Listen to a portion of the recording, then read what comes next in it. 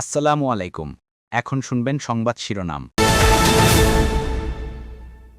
ধীরে ধীরে স্বাভাবিক হচ্ছে খাগড়াছড়ির পরিস্থিতি। অবরোধ শিথিল হওয়ায় কড়া পাহারায় চলছে যানবাহন। প্রতিবেশী দেশের ইন্ধন। হঠাৎ পাহাড়ে অস্থিরতায় দেশি বিদেশি ষড়যন্ত্র দেখছেন রাজনৈতিক দলের নেতারা। সহিংসতা ও অবরোধের কারণে বাংলাদেশে সুষ্ঠু নির্বাচন আয়োজনে পাশে থাকবে যুক্তরাজ্য, জানালেন ব্রিটিশ হাই কমিশনার। ইসিতে বৈঠক করেছেন 7 মহাসপ্তমীর সন্ধ্যায় মণ্ডপে মণ্ডপে আরতি, বিশিষ্টজন আর কূটনীতিকদের পূজা পরিদর্শন, সম্প্রীতি ধরে রাখার আহ্বান। এতক্ষণ শুনছেন সংবাদ শিরোনাম, এখন শুনবেন বিস্তারিত। খাগড়াছড়ির গুইমারায় সংঘর্ষে আহতদের চিকিৎসার জন্য সড়কপথে অবরোধ দুপুর 12টার পর থেকে শিথিল করে জুম্ম ছাত্র জনতা। এরপর থেকেই পার্বত্য জেলা খাগড়াছড়ির পরিস্থিতি কিছুটা স্বাভাবিক হতে শুরু করে। সাজেকে 3 দিন আটকে থাকা পর্যটকরাও ফিরতে শুরু করেছেন। দ্রুতই সম্প্রীতি ফিরে আসুক এমন প্রত্যাশা স্থানীয় অধিবাসীদের। গুইমারার রামসা বাজার যেন পড়ে যাওয়া এক বিধ্বস্ত জনপদ, যেখানে স্বপ্ন পড়েছে শত পরিবারের, ছাই হয়েছে বেঁচে থাকার সম্বল। রোববারের 140 ধারা ভেঙে বিক্ষোভ সমাবেশ ও সংঘর্ষের ঘটনায় 3 জন নিহত, সেনা কর্মকর্তা সহ বেশ কয়েকজন আহত হওয়ার পর থেকেই গুইমারার পরিস্থিতি থমথমে। দুর্বৃত্তের দেয়া আগুনে শতাধিক দোকান, বসতঘর পুড়েছে, যেখানে সেই ধ্বংসস্তূপে দাঁড়িয়ে সম্প্রীতির বার্তা দিলেন পাহাড়ি বাঙালি, ইঙ্গিত দিলেন তৃতীয় পক্ষের ইন্ধনের। এলাকার মানুষেরা যাতে শান্তিতে বসবাস করতে পারে, মোটামুটি আমিও বিশেষ করে সেনাবাহিনীদেরকে বলবো, আপনাদেরকে অনুরোধ করতেছি, আপনারা একটু এলাকায় জনগণকে বুঝান। আমি নিজেই উদ্যোগে, আমি আমার বাড়ির সামনে এই বাঙালি দোকান 3টা আছে, বাঙালি বাড়ি আছে, আমি নিজের নিরাপত্তা দিয়ে ওদেরকে আমি রেহাই করছি। দেখেন আপনার অক্ষত অবস্থায় কোনো কিছু হয় না, কিন্তু ওখান থেকে যারা আসছে বাঙালি, আপনারা একটু পারলেন না আমাদের ইয়াগুলো একটু চেষ্টা করার। একটা অন্যায় করে তার বিচার হবে, এরকম যে মায়ের দৌড়, তারপরে আগুন লাগাই দেওয়া, যারে যেন পায় হেন কোবান। জম্মু ছাত্র জনতার ব্যানারে রাতে ফেসবুকে 3 পার্বত্য জেলায় অবরোধের ঘোষণা দিলেও শর্ত সাপেক্ষে সকালে দুপুর 12টার পর থেকে শিথিলের ঘোষণা দেওয়া হয়। এরপর থেকেই পরিস্থিতি কিছুটা স্বাভাবিক হতে শুরু করে। সেনাবাহিনী ও বিজিবির সাহায্যে দূরপাল্লার পরিবহনগুলোকে একসাথে নির্দিষ্ট সময়ে আনা নেয়া করা হয়। ফলে সাজেকে আটকে পড়া পর্যটকরা নিজ নিজ গন্তব্যে ফিরতে শুরু করেছেন। প্রশাসনের নিরাপত্তা দিয়ে আমাদেরকে যাত্রীদেরকে সেবা দিয়ে নিয়ে যাচ্ছে। তো প্রশাসন কতক্ষণ সেবা দেবে? সেনাবাহিনীরা আমাদের প্রচন্ড ভাবে সহযোগিতা করেছে, যার কারণে এখন তাদের ভরসায় আমরা এখন রওনা দিয়েছি ঢাকার উদ্দেশ্যে। আর্মি আমাদের হেল্প করছে এখান থেকে বের হইতে, আর এখন আর কিছুক্ষণ পরে আমরা বাসায় যাব। সব অবরোধের কারণে বন্ধ হয়ে গেছে এবং তারপরে দিনে কার্ফিউ চালু ছিল, আমরা সাজেকে যেতে পারিনি। পরিস্থিতি পুরোপুরি শান্ত না হওয়া পর্যন্ত 144 ধারা বলবৎ থাকবে বলে জানিয়েছে জেলা প্রশাসন।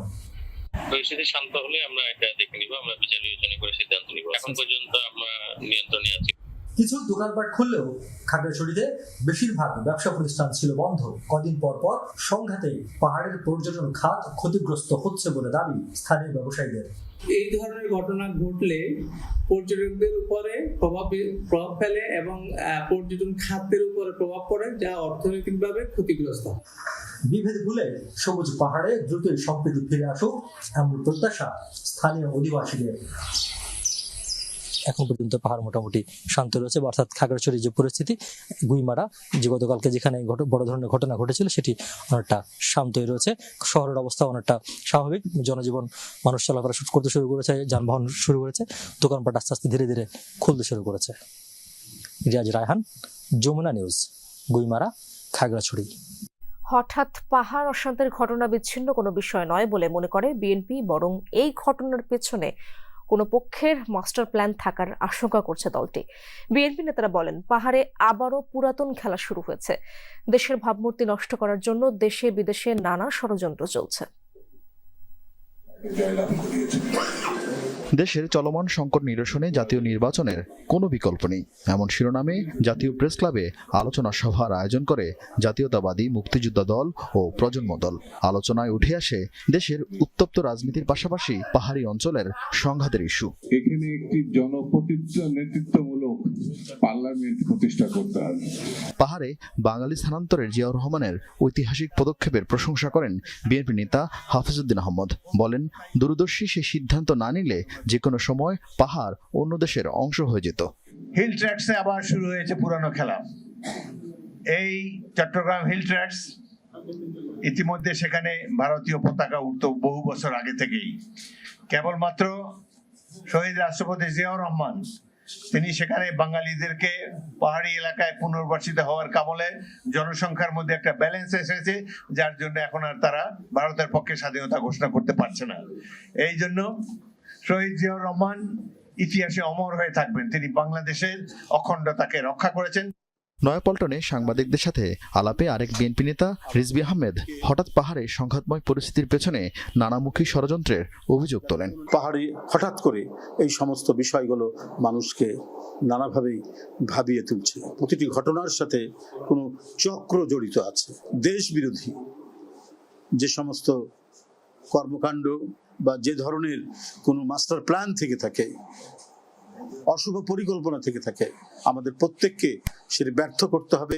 প্রেস ক্লাবে আরেক অনুষ্ঠানে বিপ্লবী ওয়ার্কার্স পার্টি সাইফুল হক পাহাড় শান্ত করতে সরকারের দৃশ্যমান ভূমিকা না থাকায় সমালোচনা করেন। একটা সামাজিক নৈরাজ্য এখন দ্রুত ছড়িয়ে পড়ছে এবং এই সামাজিক নৈরাজ্য অচিরেই যদি এটাকে বন্ধ করা না যায়, একটা রাজনৈতিক নৈরাজ্যে এটা কিন্তু পর্যবসিত হবার ঝুঁকিটা কিন্তু বাড়ছে।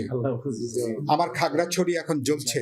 পার্বত্য অঞ্চলকে নিয়ে আমার দেশের ভেতরে আন্তর্জাতিকভাবে অনেক প্লেয়াররা তারা কিন্তু সক্রিয় আছেন।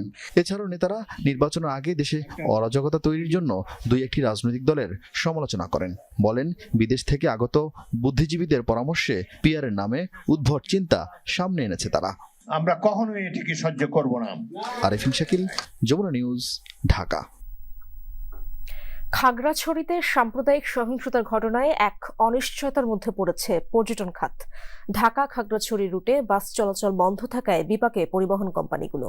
পর্যটন এলাকা ও পূজার ছুটি থাকায় যাত্রীদের চাপ থাকলেও বাতিল করতে হচ্ছে বাসের যাত্রা, ফেরত দিতে হচ্ছে যাত্রীদের টাকা, বুকিং বাতিল হয়েছে হোটেলের।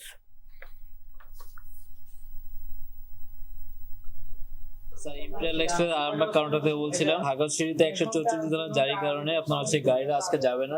ইম্পেরিয়াল এক্সপ্রেস বাসের কর্মকর্তা নাজমুল হাসান ইমন গত দুদিন ধরে যাত্রীদের এভাবেই জানাচ্ছেন ঢাকা খাগড়াছড়ির যাত্রা বাতিলের সিদ্ধান্ত। লোকসান বলতে আপনার দেখা যাচ্ছে একটা গাড়িতে প্রায় 30টা সিট থাকে। দেখা যাচ্ছে গত পরশু দিনও গাড়ি অমিট করা লাগছে, যায়নি, তাদেরকে রিফান্ড করেছে। গতকালকেও যায়নি, তাদেরকে রিফান্ড করা হচ্ছে। আজকে যা আসবে দেখছে আশা গাড়ি অমিট করতে হচ্ছে। ম্যাক্সিমাম অনেক লস হচ্ছে। কোনরা অনলাইনের সাথে নাম্বার দিয়ে দিচ্ছে, অনলাইন যোগাযোগ কোনরা যে মাধ্যমে টিকিট ওই মাধ্যমে টিকিট রিফান্ড পেয়ে যাচ্ছে। ইম্পেরিয়াল বাসের মতো রাজধানীর আরামবাগের শ্যামলী পরিবহনেরও একই অবস্থা, যাত্রা বাতিল, তাই রিফান্ড করতে হচ্ছে টিকিটের টাকা।